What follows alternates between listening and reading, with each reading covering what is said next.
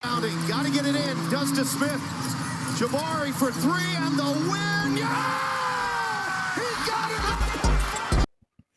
We are here to Field Rockies News. It's the Rockies Field podcast. Of course, I'm your host, Lachard Binkley. You can always find me on Twitter, X at Binkley Hoops, and find all my written work over at Rockies on SI, part of Sports Illustrated. And as you see, we have a very special guest, friend of the show, Mr. Brandon Scott of Sports Radio 610, is joining us today to break down, of course, Rockets and Warriors. First off, how you doing, Brandon? Thank you for coming back on the show. It's been a while. Man, I'm doing well. I appreciate you for having me. And look, this has been a long time coming. So, like, I am in a good space, man. Just been the only bad thing right now is honestly is the fact that we've had to wait as long as we've had to wait. The fact that they've gone this many days without games, and I'm sure they appreciate the rest after you go through the grind of an 82 game season. But Yeah. as a spectator, as somebody that is paid to cover the game and watches every game and is going to be at the game, I've been ready for it to happen, man. So I'm glad to be here with you, man. Let's go.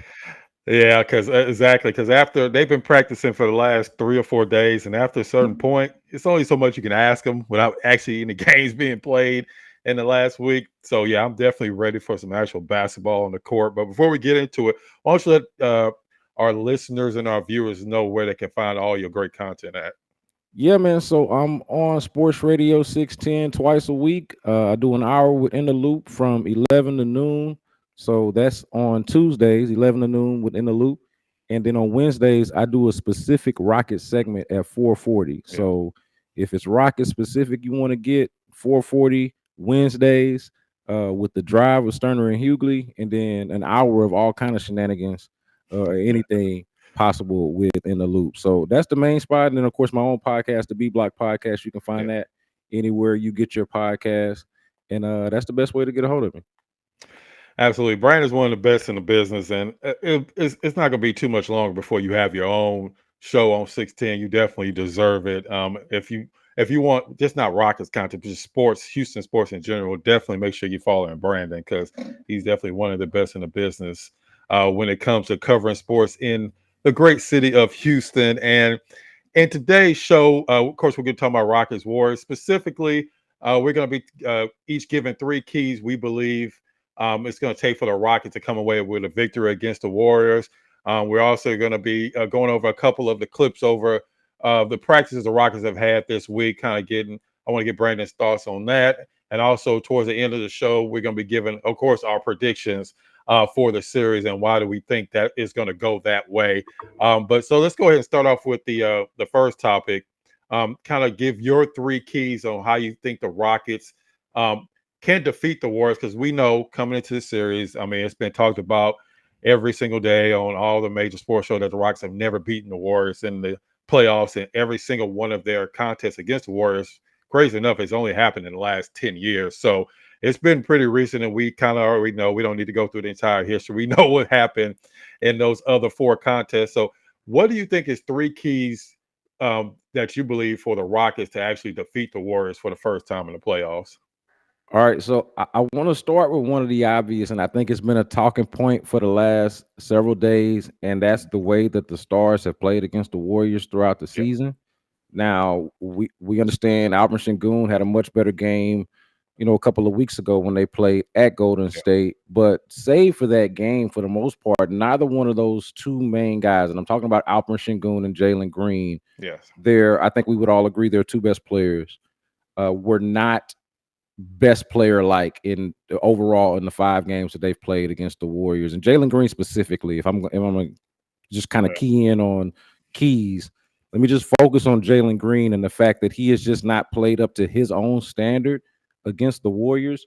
This is something that Rockets fans are very much keenly aware of, and but I mean, you just look at the averages, man. I mean, he's averaging 12.5 against the Warriors. Obviously, he's much, much, much better than that. And so I think that's an obvious key that, you can survive a game here or there where your best player doesn't, or your best players don't necessarily play like your best players throughout the course of an 82 game season. But when you get down to the playoffs, and of course, this is new to them, right? And I'm sure we'll talk some about that, but this is a new experience for them. Like you gotta bring it with that level of consistency and bring your A game against obviously a team that that has been there before, and we don't have to rattle off the resume of the Golden State Warriors. We don't need to be introduced to them. We know who they are. So, Yes. I would start with Jaylen Green as my number one key. Yeah, and just kind of piggybacking off of that.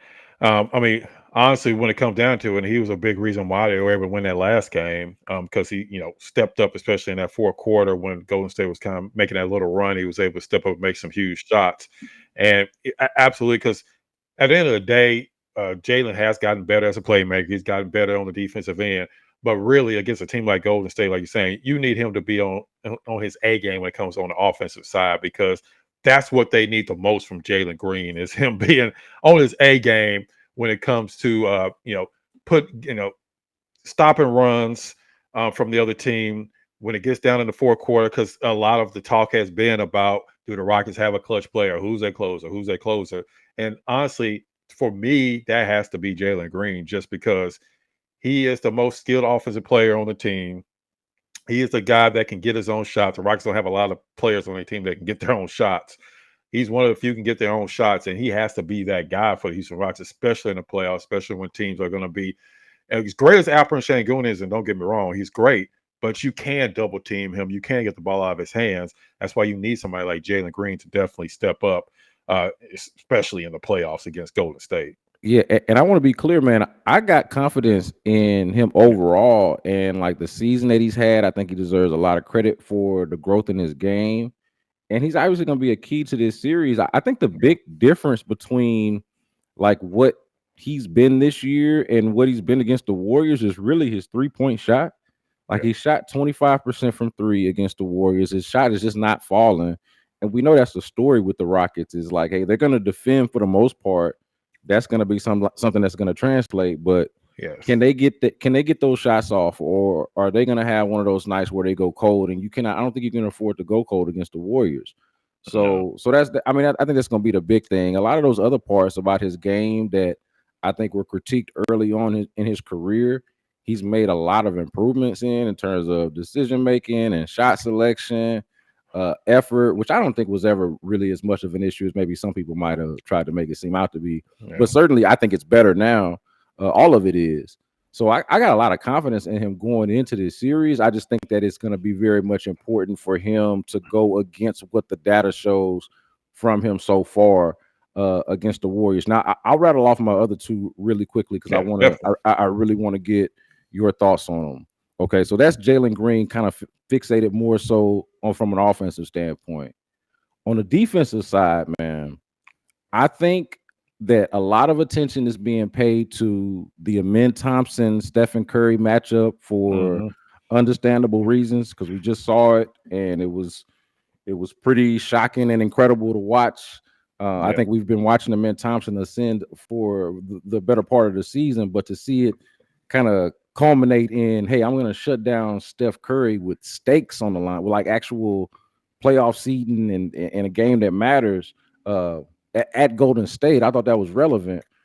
But the defensive matchup that I think is another key here is going to be how they defend Jimmy Butler. Yes. And I think this is cool though, because the Rockets are, I think, very uniquely situated to handle this type of task, right? Yeah. To be able to put their best defender, their best perimeter defender and overall defender on Steph Curry, but still have a very good to great level perimeter defender to throw at Jimmy Butler, right? Like how many teams do you think have as many options, say for maybe the Boston Celtics? How many teams do you think have as many options to throw at both the combination of Stephen Curry and Jimmy Butler? Yeah. So like we already can, I think, anticipate the whole Amenthompson Stephen Curry matchup, and there's no reason to think that we're not going to see plenty of that. So I think that one kind of goes without saying. The one that I'm most curious about is that Dillon Brooks, Tari Eason mix of guys, Jaylen Green, you can even throw in there a mix of guys that are going to guard Jimmy Butler, and what that's going to look like. Because the reality is, man, either a Stephen Curry-led team or a Jimmy Butler-led Warriors team is good enough to beat you in the postseason. So I mean, you're gonna have to figure out a way to at least try to contain both of those guys, and I think that the Rockets are uniquely situated to do it. I'm gonna throw the last one at you, and I want to get your Yeah. thoughts on both of these, man. The last one for me, Jabari Smith Jr. Yeah. Okay, and I'm saying that more so as like you're asking me about keys. I'm looking at him more so as like X Factor, the dude who I've been talking about, and you understand this, makes sense in any lineup the Ime Udoka can think of, Yes. and has a role no matter what you're trying to accomplish. Double big, small ball five, stretch four, yeah, and when I say double big, like the three man in your double big, like can defend, can knock down shots. You mentioned the whole point about like the end of games Yes. and like who's gonna be the guy. We can acknowledge they don't have that clear cut who is the guy, and I agree with the point I've been making it as well about Jaylen Green, how it needs to be that guy. But they do have options, and like Jabari Smith is, I think, an underrated and under talked about option at the end of a game as somebody who just has the stones and the ability to take a shot at the end of the game. And it's not like we haven't seen him do it before. So I'm not saying, hey, like strategize your end of game game plan around Jabari Smith. I'm just saying that's somebody that could very much factor into this series, that I think will very much factor into the series, obviously, and has played well in the past against the Warriors. Yeah. And I like how he's thrived in his role, been sort of not a star, but a potential star in his role. And I think he could definitely be that in this series. And I'm interested to see if he's up for it. So those are my three keys: Jaylen Green, how you defend Jimmy Butler, and Yes. Jabari Smith in the hybrid role of makes sense in any lineup that I can think of. Yeah, and you mentioned Jabari being able to be one of those kind of closers on occasions, and I mean that's my opening intro. It has been for the last couple of years. That was one of his game-winning shots in the opening intro. He's definitely a guy that can get his own shot. As far as he can shoot over anybody, there's not really too many players in the league that he can't shoot over, which is a huge benefit, especially in the mid-range, especially for a team like the Rockies that don't take a lot of mid-range shots. He is probably one of their, if not best, mid-range shooters. And also, like you said, fits in any lineup, doesn't complain, hasn't complained about coming off the bench, hasn't complained about playing small forward, hasn't complained about playing center. He plays whatever position they throw him out there in, and he's going to be a huge key. Even if he doesn't start, I can see him still getting sometimes 20 or 30 minutes in a game because Golden State does a lot of the small ball with Draymond at center.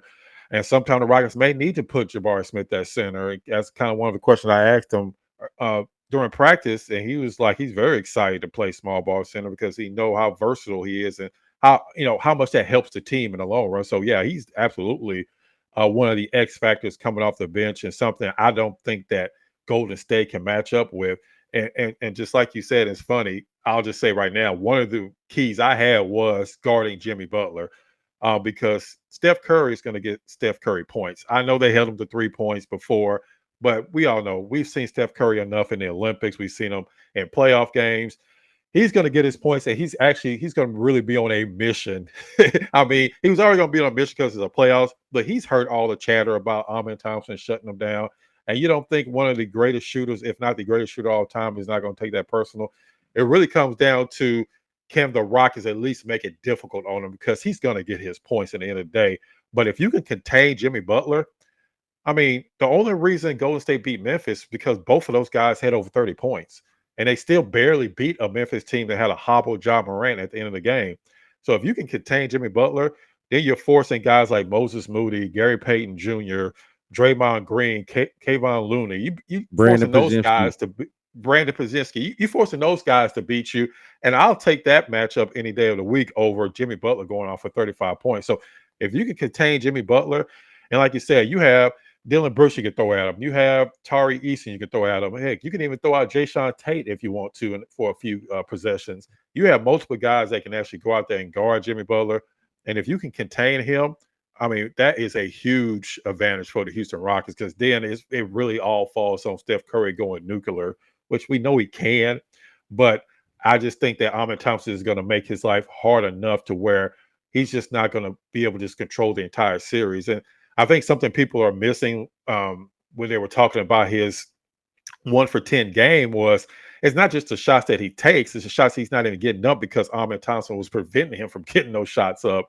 So that's another thing that people are not factoring in. And it wasn't just Thompson, it was the entire team. Because a lot of times, Golden State, we know they run legal and illegal screens a lot of the games to where they getting Steph Curry, trying to get Steph Curry open shots. And sometimes Fred VanVleet was on. Sometimes even Alperen was out there guarding him. Jaylen Green was guarding him. So it was an entire team effort. It wasn't just really just Thompson.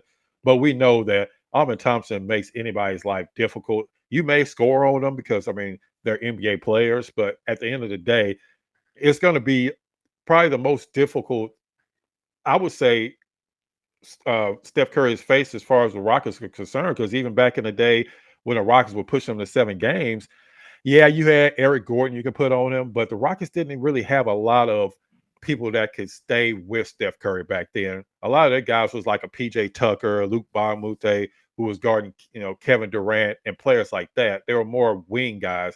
But now you have Thompson, who is a 6'7", one of the fastest players in the league that can jump over anybody. I mean, that makes a huge difference. So, yeah, I mean, those are great examples. And like I said, the one with Jimmy Butler, that was definitely one of my keys. The other one was the referees. Will they let the Rockets do what they've been doing all season long? If they do, look, yeah, go ahead. But before you continue, I'm glad you said that because it's the first thing I thought about when you mentioned the screens. Yes. I'm like, this is going to be an interesting push and pull of officiating. Are the Warriors going to be allowed to continue to run these illegal screens? Are the Rockets going to be allowed to be as physical as they have been in the past? So I'm sure that's something that we're all thinking about in the back of our minds. How is this series going to be officiated? Absolutely. And Steve Kerr already kind of started putting that seed out there. It wasn't necessarily, I guess, against the Rockets because this was at the end of the regular season, but he's already starting to say, hey, they're letting defenders grab and pull Steph Curry. I've never seen this before. And it just seems like the NBA is changing. So he's already kind of putting that out there.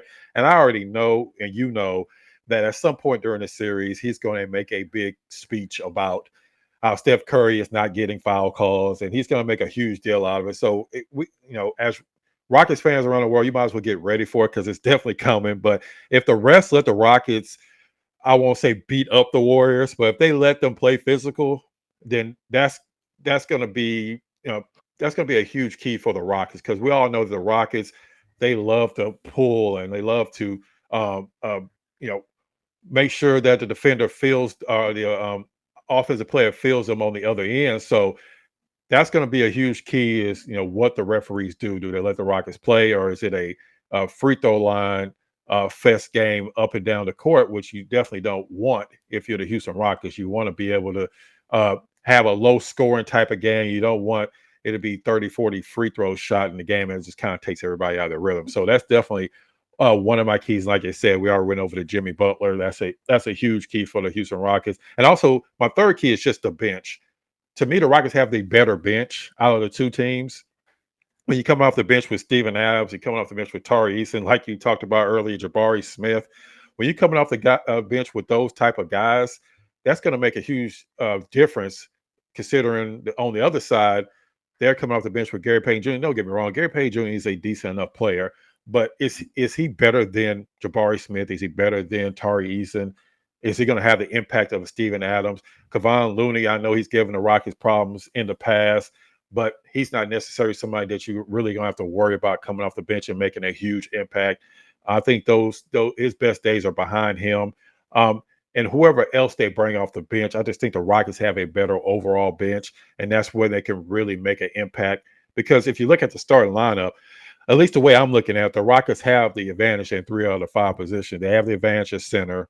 I know Draymond Green is a future Hall of Famer, but Alperen is the better player overall when you're looking at both sides of the court.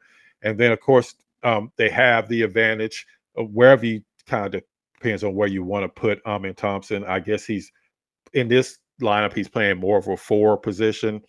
So, and actually, before I even go any further, Do you think that Jonathan Kaminga is actually going to get some playing time in this series? Because I, to I me, it's just kind of weird that he hasn't really been playing. Of course, I don't follow Warriors basketball a lot, but he didn't even play in those play-in games. So it's almost like, is he going to be kind of something like that he just bring out of nowhere, and he also needs to have this huge series? Because to me, he's one of the most talented players on their team. okay, so I'm glad that you ended with that because you were Yeah. rattling off a bunch of names, and I Yes. was waiting on you to get to what is actually. And I know you just said that you don't necessarily follow as much Warriors basketball. Yeah. Part of my little role at Odyssey, which owns Sports Radio 610, is to Mhm. do a little bit of work with the San Francisco station. This Oh, is like okay. some inside radio baseball type of stuff, Yeah. but long story short, I am through my work more plugged into them than I normally would be, let's say. Yeah. And what I mean is the conversations that's happening out there, the radio talk. Mhm. And man, you would think that Jonathan Kaminga was Michael Jordan or somebody, man. The way they talk about this guy out there, like, why isn't he on the court? What's happening? Uh-huh. But it's not like points is not being made because, like you just said, he's one of their more talented players. He's somebody Yeah. that can, similar to how, like, I'm not saying he's as good as Jaylen Green, but you know how, like, on any given night, Jaylen Green can be the best player on the floor, no matter who Yeah. else is on the floor. Kaminga has a little bit of that in his game where it's like, oh, well, wait a minute, where did that come from? That looks like the best player on the floor tonight. Yeah. And then also he's got some nights where he does some really confusing things and some things that would make you want to put him on the bench and go with more reliable players that are not as talented, like say a Gary Payton Jr. or a Gary Payton II. Yeah. And that is one of my things that I'm looking out for is like, okay, Jonathan Kaminga, all right, it has not played in their last 2 games. It has been a huge, and just take my word for it if you don't already know, it has been a huge point of contention for Warriors fans in the Bay Area and talking heads out there about, like, where's Jonathan Kaminga? What if we had lost? This is them talking. What if Yeah. we had lost that Memphis game? Because they did lose the Clippers game without him, right? To end the season, that put them in the play-in, right? He doesn't Yeah. play that game. Then he doesn't play in this Memphis game either. And the thought was, aside from celebrating the win, it was, hey, what if we had lost and Kaminga didn't play?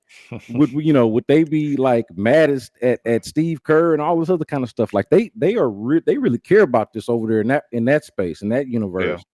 And so I don't think that, I think that, Steve Kerr obviously is not, I mean, he's got enough rings and built up equity to not fold under public pressure. Yeah. But you can't tell me that this Kaminga thing is not in the back of their mind. This guy that is clearly talented, clearly at the very least, a useful basketball player that they're not playing when the games matter. So, and not to mention, he's been pretty damn good against the Rockets. Yeah. So Exactly. I want to see that, man. Like I don't know the answer to the question, but it's one of the things that I'll be fascinated to watch as Steve Kerr fills out his figures out his rotations, and like where does Kaminga fit into the grand scheme of things? And I mean, if I'm Rockets fans, I'm a little worried about that because you have the athleticism advantage as well. When it comes down to your matchup with Golden State, and we saw that in the last game. But you throw in a Jonathan Kaminga, who's kind of a unknown, and you don't know exactly what you're going to get from him, and maybe you're not even thinking about him as far as, well, he's not really going to have an impact on the series, and all of a sudden he comes in here and he gives you a 10-point second quarter or something out of nowhere. That can kind of change the dynamics on the entire series, because right now the Rockets have a huge advantage as far as athleticism is concerned. I mean, you look up and down Golden State roster without Jonathan Kaminga. I mean, who are you necessarily worrying about being, super athletic that can go and, jump over the rim, and who can really take advantage of that? They don't really have a lot of players.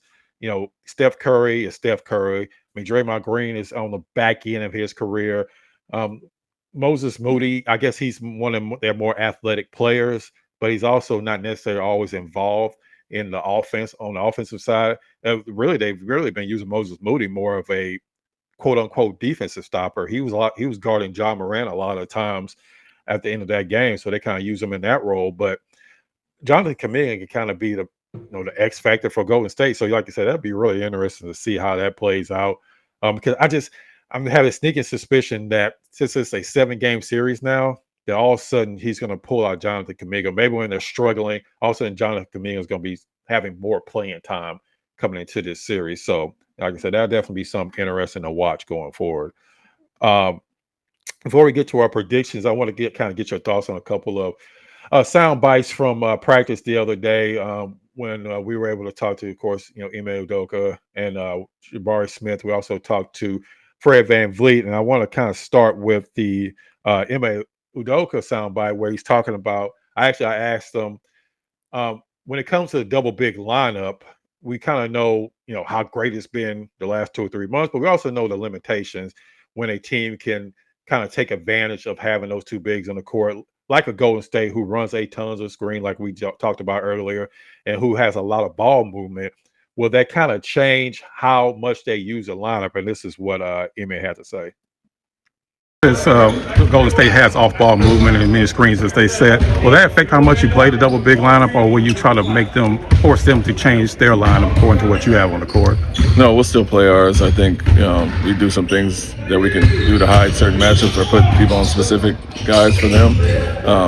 That off-ball action and what they do is very unique, and it can hurt you in a lot of different ways, not just with the big lineup out there. And so what we want to do is obviously impose our will on the glass and being big with our lineup.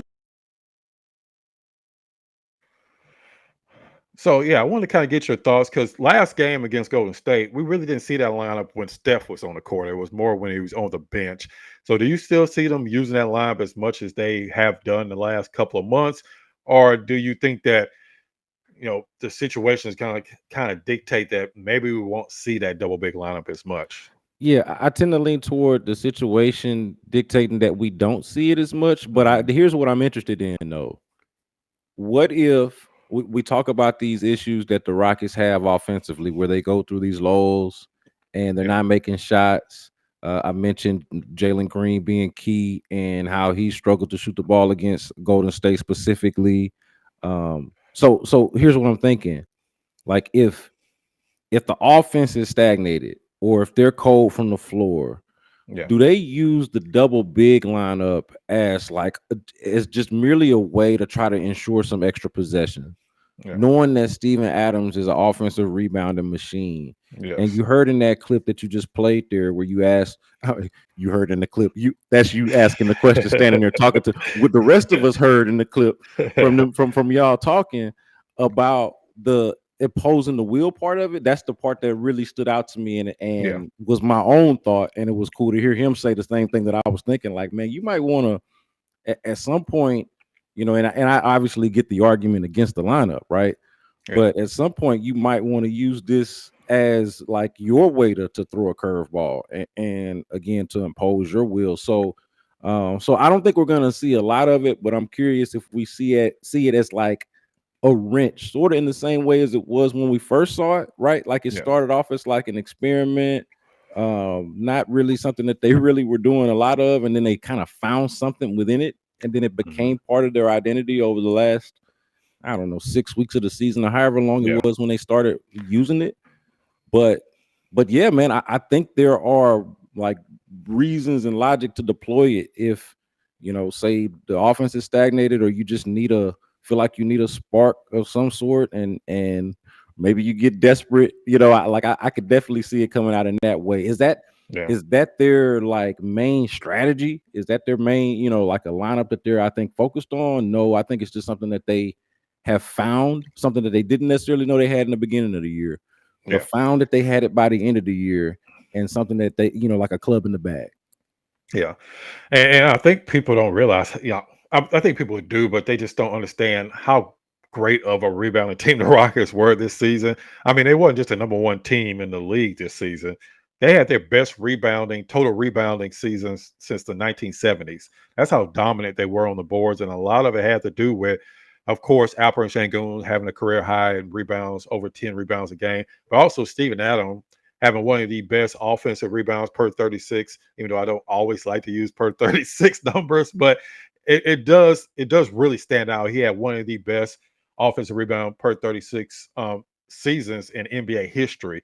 That's how great he was in the limited amount of time he was on the court when it comes to rebounding and definitely offensive rebounding. Like you said, I saw somebody say somewhere where the Rockets are a team that actually likes to miss shots because that's how they score their points is by missing shots. And Yeah. that goes exactly to what you're saying. Like maybe they're struggling, maybe they can't make a shot, and their only offense is getting offensive rebounds. And I think that MA knew this when he first took over the Rockets. He saw the personality. He's like, okay, we're not going to be the Golden State Warriors, and we're not going to be out here shooting 40% from 3-point range every night. So we're going to have to focus on other things to get our scoring, and that's offensive rebounding. And that's something they've done better than anybody this season, and really since MA took over the team. And like you said, it's not something that they have to do with the double big lineup, but it's good to have as something else Steve Kerr is going to have to worry about going into the game when he's preparing for the Rockets.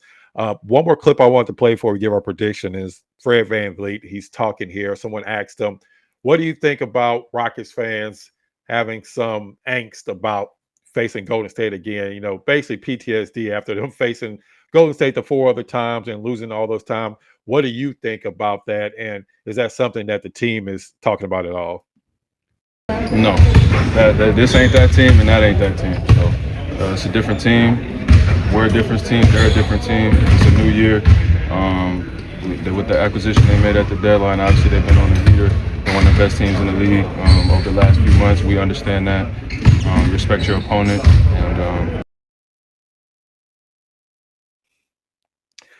And yeah, I definitely want to get your opinion on that, because to me, that's been kind of sentiment of the entire team. It's kind of the same thing that MA said, as far as they don't really care what's happened in the past, because this is a totally different team. The Rockets are a totally different team. And even though Golden State still have a couple of leftovers, they're really still a totally different team than those previous teams. So what's kind of your thoughts on what Fred had to say? Well, I will point out, Fred won a championship, didn't he? Yes, against who he played for when he won that championship, and who did they play against? I'm trying to remember how that went down. He was with Toronto one year when I think Toronto beat Golden State in the finals. Did that happen? I'm pretty sure that happened a few years ago. Yeah. All right. So I'm saying that could be a reason why he specifically is like whatever. But also, I was saying, I'm kind of kidding there, but I would say more generally that like rivalries exist differently. You know, like you got rivalries that exist for fans and spectators and people that are emotionally invested in the brand, whatever it is, whether it's the Rockets, a pro team, a college team, whatever it is, like people that just care about whatever the program is. Those don't always necessarily line up with the player rivalries, right? And that can go across the board, not just this, but you can find any example where a team might have it out for another team that the fans don't necessarily have the same connection with that fan base or against that team, and then vice versa, where the fans really want you to care about the Cowboys or the Titans or the Mavericks or the Spurs or whoever it is, from our region, our rivals, right? And the players that are there, like, I don't get it, and so there can be that disconnect that exists. I think both things can be true. The rivalry exists. I even saw somebody asking if it might have been that San Francisco station that I was mentioning earlier. I think somebody was mentioning, hey, is this a rivalry? Is this a rivalry? And you know why that is, right? Because the Warriors have dominated said rivalry or head-to-head or whatever it is. And I think it absolutely is one, because all you need for a rivalry is history and hate, right? Like all you need is some kind of history and some kind of like hatred is maybe a strong word, but you understand what I'm saying? Like some kind of hate it's pretty close to that for some people. yeah, that's what I'm saying. Something that's and specific, not just like, hey, I hate my opponent in general, but I hate this one, right? Yeah. And that's all that it needs to exist for that rivalry to be there. And I think that's there for certainly for Rockets fans toward the Warriors. And then that's not necessarily for to be translated to the players per se. Right? So they don't have to internalize that, but certainly be aware of what it means to the people that care about the team that you play for. So I think they're going out there and they shouldn't think about rivalries. They shouldn't think about narratives. All this talk about how they can't shoot and how they don't have no experience and the rivalry is dominated by the Warriors. Man, you forget all of that. Like that's for us to talk about. Obviously for them, they got to go in there and just go in there and do their job. So, I think it obviously exists for the rest of us, and it's not something that the players have to identify with. They can. Tari Eason doesn't like the Warriors, but I don't think it's got anything necessarily to do with our history because he wasn't here for that. I think that he just specifically don't like the Warriors, right? And then, like I just mentioned, of course, Fred got his own history with the Warriors, right? And then on top of it, it's different teams. So, everybody kind of got their different, different strokes, different folks. Yeah, I think that's the exact right mentality for them to have because a lot of the young guys are like, we just beat them 2 times this season. I mean, we know that, we heard about it that they had beaten the Rockies 15 straight times, but we beat them, 2 out of the last 3 games. We showed that we can beat the Warriors, and we aren't the same team as before, that this isn't the same Warriors team. This team doesn't have Klay Thompson, who was a Rockets killer. They doesn't have Kevin Durant. They don't have those top level guys. They depend on a lot of Steph Curry, and as great as Steph Curry is still getting up there in age, and age catches up to everybody, even the great LeBron James. It's going to catch up to everybody, and at some point, it's going to catch up to him in the playoffs. And also keep in mind, I mean, Golden State last couple of seasons, they've gotten beaten the play-in game. They haven't had a lot of playoff success in the last couple of seasons, and I know that they brought in Jimmy Butler, but again, Jimmy Butler is the same thing. I know it's a playoff Jimmy thing that likes to get thrown around a lot, but as great as Jimmy Butler is, yes, he has that one great season with Miami that got him to the finals during the bubble. But Jimmy Butler is not necessarily somebody has won a championship either. So this is definitely a different team the Rockets are facing now. And I think it's the exact mentality they should have. A lot of these young guys are so young, they don't even know what they don't know at this point, and which is a good thing. So they just ready to just go out there and play and show that, hey, we can beat Golden State, we can beat anybody. Hey, I got an anecdote on that, and I think you might have even been around for this, but and this is speaking to how they don't necessarily internalize the greatness of their opponent. Like, they respect them, obviously, but they're not like, oh, that's the Warriors, or oh, that's whoever it is on the other side, the way fans are, or the way even media might, just because, like, we're covering the stories. If the Warriors go out, they the Warriors, right? Like we gotta kind of treat them with that sort of reverence and respect, especially with Steph Curry still there.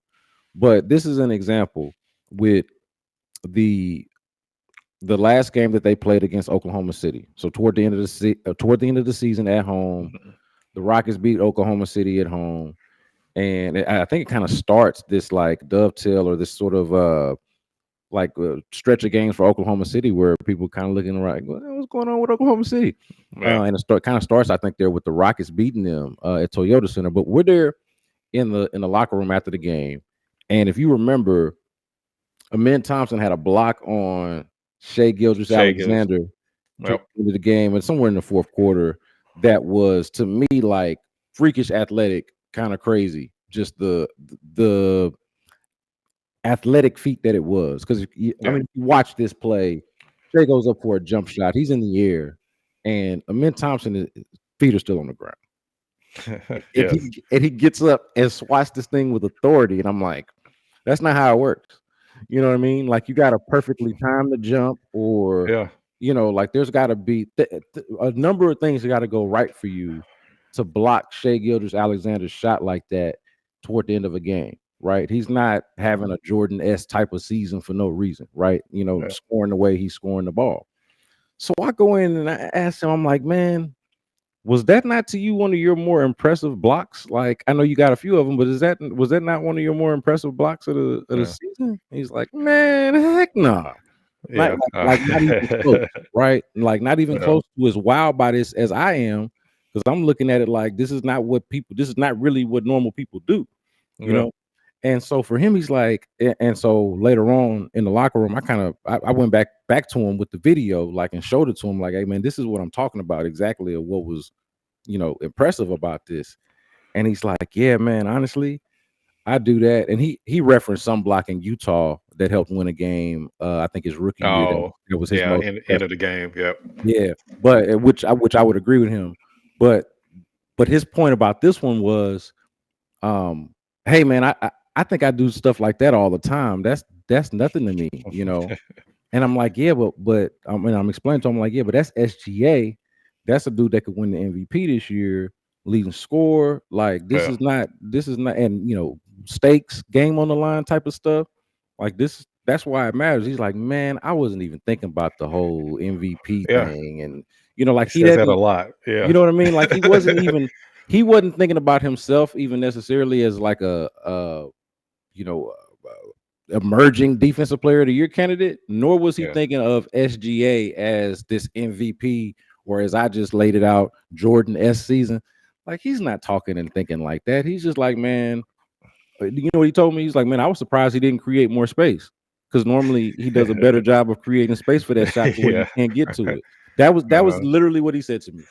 And I was like, man, I'm giving you credit for, looking like you got literal rockets in your sneakers, jumping as quick as, and we understand how quick and athletic he is, and how that jump, it's like he just jumps quicker than everybody. But I told that story just to say they're not internalizing this, hey, these guys are these guys type of thing.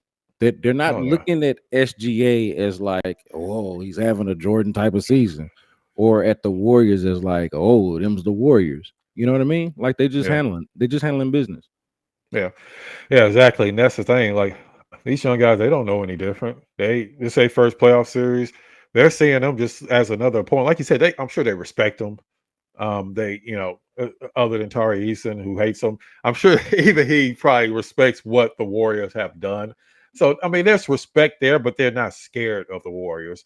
And I think in the past, teams have been scared of the Warriors.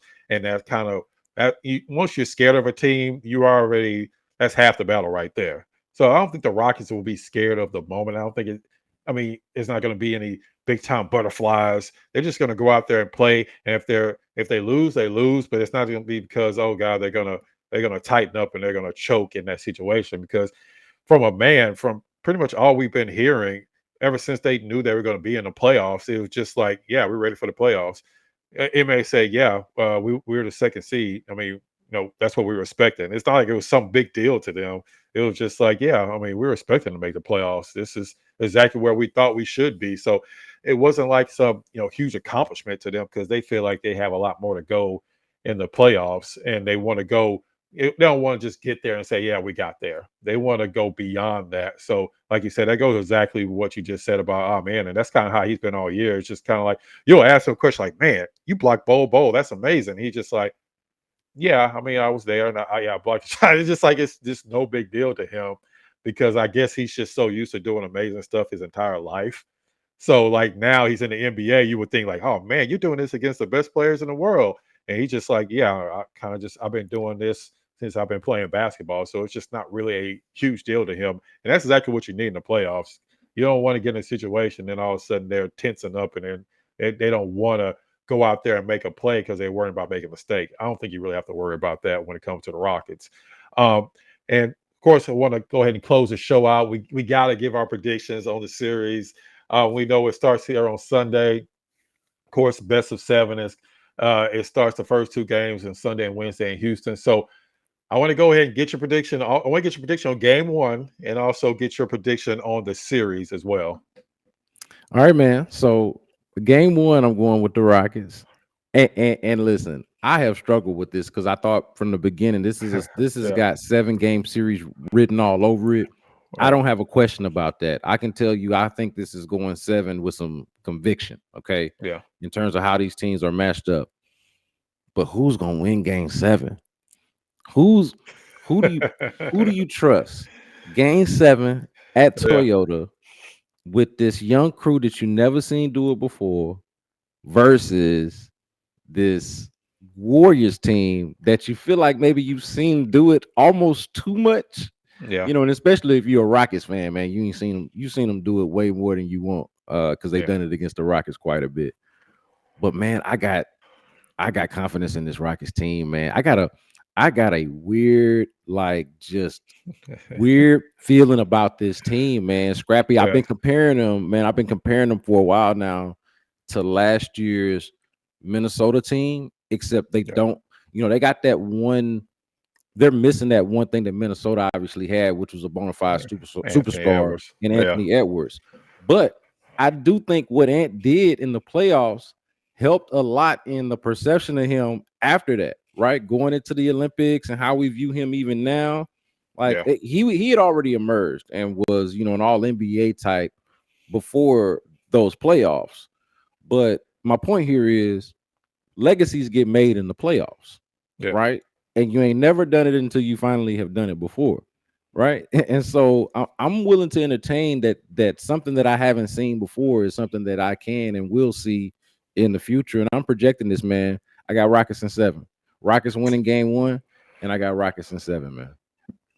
Yeah, I think we're on the same wavelength. And I know people are gonna be like, "Of course you are. Y'all cover the Rockets. Y'all in Houston." But if you really objectively look at the two teams, the Rockets are the better team. Now, Golden State may have the better player in Steph Curry, but is he the better player to where he's going to affect both sides of the ball? Is he going to go out there and affect the defensive side as well? Steph Curry may go out there and get you 30, 40 points, but will it be enough to kind of um, counteract the Rockets having honestly the better starting five? The Rockets have the better defense. The Rockets are the better rebounding team. The Rockets have the better bench. I mean, and the Rockets have home court advantage. So I'm actually picking the Rockets in 6. Oh, in 6. And Wait a in minute. Wait, 6. hold on. Wait a second. In 6? Because you know what that means. I mean, I'm sure you've done the That math. means on they your own got to pick. beat them in Golden State. Okay, Yes. all right. I was pretty sure you had done that, but I was just making sure that for the record, that's what you were saying. Okay, let's hear it. Let's hear it. Let's hear the case. And I say this because I think they're going to wear down Steph Curry. Steph Curry is going to have maybe 1 or 2 games where he's just phenomenal. And he's going to remind everybody that he's Steph Curry, and the Rockets just not going to be able to stop him. But I think if you go over a 6-game series, you got to think about how many games have Golden State played over the last several years. So specifically, Steph Curry and Draymond Green. How many games have they played over and over and over and over? Now you're going against a team that's more athletic than you are. It's not even close. That has more depth than you have, and has a home court advantage, and has now been off for an entire week. And the Golden State Warriors have had to play 2 games this week. And also keep in mind, Steph Curry is still dealing with a hand injury. He's been able to play through it, but he's still dealing with an injury on his shooting hand. All this stuff starts to add up when you start to talk about now you're starting to play games every other day, maybe 2 days in between, but you're starting to play the same team over and over again. That stuff is going to start to add up. And I think that the Rockets are going to be able to contain Jimmy Butler. And I think that's going to make the biggest difference. And I think at the end of the day, the Rockets' depth is what's really going to be able to get them to that 6 game and win a 6 game. Because like you said, you get to game 7, anything can happen in game 7. Even though the Rockets have home court advantage, unfortunately, we have seen that doesn't always matter in the playoffs, especially when you're going up against a team like Golden State. I just think that the Rockets' depth, and I think that the Rockets having the advantage in the starting lineup with the 3 out of 5 position that I mentioned earlier, I think all that ends up adding up to where the Rockets they have more options. One thing I didn't even mention earlier, the Rockets had 7 players who averaged 12 or more points this season. And that's like the first time in a long time. I don't have the exact number, but there's a day. It's been a long time since a team had 7 players average over 12 points, playing at least 20 minutes a game. So the Rockets have not just one player. And like you said, they don't necessarily have that closer like Ant Edwards. But as you also said earlier, they have different options. I mean, one night it can be, like you said, Jabari Smith can go off and have 20 points and 10 rebounds. Jaylen Green can go out there and have 30 points. Alperensengun can go out there and have a 25-point, 17 rebound game. Amenthompson can be the leading scorer one night. Hell, we even seen Dylan Brooks. And we haven't really talked about his shooting as much. We even seen Dylan Brooks go out there and have a 10 3-pointer game. He can have a game where he scores 30 points in a playoff game. And the one guy we really haven't mentioned that much outside of soundbite is Fred VanVleet. And he has struggled leading into the playoffs. But of course, a lot of that had to do with he was also dealing with the injuries. And I think this time off is going to do wonders for Fred VanVleet. And I think he's the one guy that not a lot of people are talking about. But if Fred VanVleet can go out there and get back to shooting 37, 38% from 3-point range and give you 15, 16 points and 8 assists and only 1 or 2 turnovers, That's a guy that nobody's really even talking about. So I just think that the Rockets have the deeper team. I just think the Rockets have the better team. Now, without necessarily play out on the court, I guess we don't know that until we see it. But yeah, I'm taking the Rockets in 6. Yeah, My so long-winded answer to get to 6. I like it, man. All of it. What's really fun about this matchup, man, is so much of it is like, at least if you're looking at it in the Rockets' favor, like, so both of us are Yeah. picking the Rockets, right? Yeah. Picking the Rockets and the arguments on their behalf are really, in a lot of ways, antithetical to how we talk about basketball. And this is what I mean by that. The Warriors, I think we might acknowledge, probably have the 2 best players in the series. Certainly the one best, I would say, in Steph Curry. And I think you can. I think with Jimmy Butler, you can make some cases for some of the Rockets' better players being right there. But I would go ahead and feel more comfortable just saying that those 2 are the best players in the series. Yeah. But then everything that you just laid out after that is true, right? Yeah. About the depth and like the overall depth, and basically they don't have any other matchup for the most part beyond that, like beyond just having the 2 best players in the series. Normally, especially if we get lazy when we talk about basketball, and I know we're not doing that here, but just ride with the thought here. Normally, we just say best player. That's who got the which team got the best player. All right, that's the team that's going to win. Which team got the 2 best players? All right, that's the team that's going to win. But if you peel the onion back, peel the layer back on the onion a little bit, and say, okay, what about the rest of the team? Because they play 5-on-5, not 2-on-2. So what about the rest of the team? And the rest of the team is advantage Rockets, and even in acknowledging Curry's and Butler's superiority, if you will, you still got to look at the matchup and say, what can they do to fight against that? And we talked about it already, man. And just real quick, not to interrupt, but real quick, your 2 best defenders are going to be guarding their 2 best players. That factors into it as well. That's what I'm saying. All that factors into it. Yeah. No, that's my exact point. That's my exact point. The Amenthompson on Stephen Curry part, and then that Dylan Brooks, Tari Eason mix of guys that they can potentially throw at Jimmy Butler if and when Amenthompson is on Stephen Curry, and not to mention, like, we didn't even talk about this part of, like, how much does Steve Kerr try to stagger those guys? Like, I know you're going all in as the playoffs, but there are going to be moments when those guys aren't even on the floor together. And so, Amenthompson is, young and, incredible energy. He could be the guy guarding Jimmy Butler at any moment, right? Yeah. So, like, point being, they just got all these different options. They got more than 2 options to throw at 2 guys. Yeah. And you think about it, their 2 best offensive players are going against the Rockets' 2 best defensive players. Now, Draymond Green is probably their best, he is their best defensive player. So, yes, he will be going against Alperensengun. But who's guarding Jaylen Green? I mean, I know Moses Moody did a decent enough job on John Morant, even though John Morant also hurt his ankle in the 3rd quarter. So, it's kind of hard to tell. But are you really worrying about Moses Moody shutting down Jaylen Green? Yes, you can throw out there Gary Payton Jr., but the Rockets love it when Gary Payton Jr. is on the court. You saw that last game. They specifically put Alperensengun on Gary Payton and said, hey, take as many shots as you want. And if you beat us, fine, but we don't think you can beat us. And he didn't. And to me, that's where it kind of, tilts the Rockets' way. Because, yes, Jimmy Butler and Steph Curry are probably the 2 best players in this series, but you're also going against the Rockets' 2 best players who, by the way, aren't necessarily the guys that are going to have to do a lot on the offensive end. So they can expend a lot of their energy on the defensive end. And I also think that the Rockets are going to make it a point to go at Curry every single time down the court as much as possible and put him as many pick and rolls as they can. Try to get the post up, because we know anytime Dylan Brooks has the advantage, he's definitely going to go into the paint. They're going to try whatever they can to get Steph Curry moving as much as he can on the defensive end as well. So that's another thing to kind of look at. And like I said, we could be talking about this honestly for 4 hours, talking about all the different matchups in the series. But before we get out though, man, I'm so glad you came back to that Jaylen Green point, because you did a better job because that was my first key, right?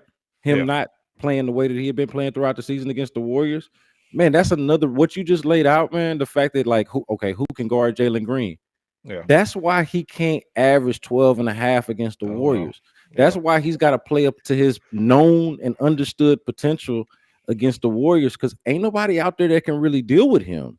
And so there's No. not really an excuse for that, right? Like it just is simply not. So I'm glad you came back to it, because I don't know if I hammered that point home enough as well. It's like, not only has he not played well enough in the matchup, and do they need him to do that in the playoffs, but they're going up against an opponent that he is objectively should be a matchup Yeah. nightmare for.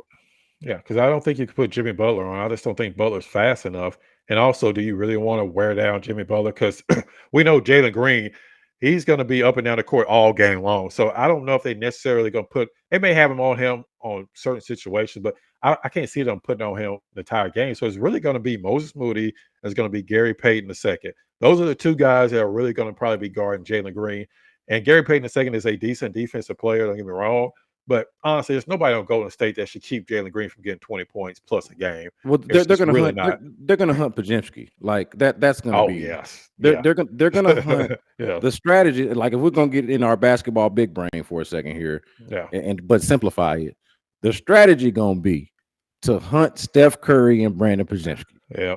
Like just flat out point blank period with guys like Jaylen Green for the most part. Yeah. Maybe throw in a little amenthompson there or whoever. But Jaylen Green hunting Brandon Pajemski, wherever Brandon Pajemski is at, that's where Jaylen Green need to find himself with the basketball. That's what lots of pick and roll. Yes. Yes. That's what I'm saying. Absolutely. All right, man. Hey, as usual, I appreciate you coming on. So, man, like I said, we could talk about this for 4 or 5 hours. There's just so many interesting matchups, and we haven't even got to game one yet. Imagine when we actually get some actual game tape. Yes, I know I'm old for saying game tape, but actual game tape to actually look at.